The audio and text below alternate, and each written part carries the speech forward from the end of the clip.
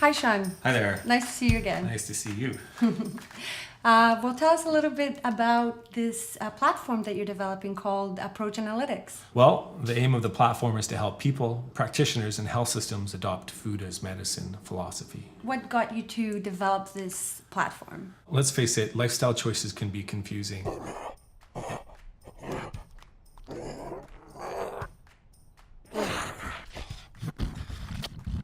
A great example of that is nutrition.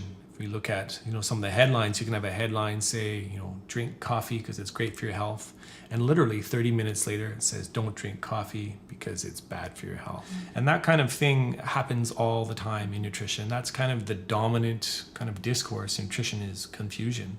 And I think people and practitioners and health systems and health administrators, they're really confused. They don't know what to do. So that's kind of the reason we developed the platform, is to help people resolve that. What about all the money that's already being spent on nutrition research?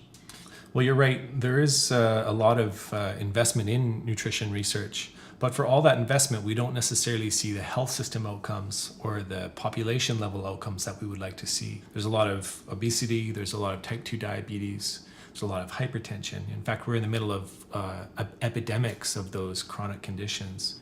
Yeah, that's true. But what makes this approach different? When we look at how health data is organized in the health system, there's a lot of these data sources that could really help us move nutrition science forward, or really help people and help health practitioners.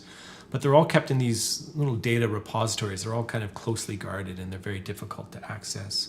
So what makes what we're doing quite different is we want to create a central data repository that is quite open in nature and not closed. Democratize nutrition research? Yes, that's right. I know it sounds like a lofty goal, but if we look at where nutrition science came from, it started with health practitioners trying different therapeutic diets with their patients and observing the outcomes. And nutrition science has just evolved into this large establishment. And I think the term ivory tower is probably appropriate in this context.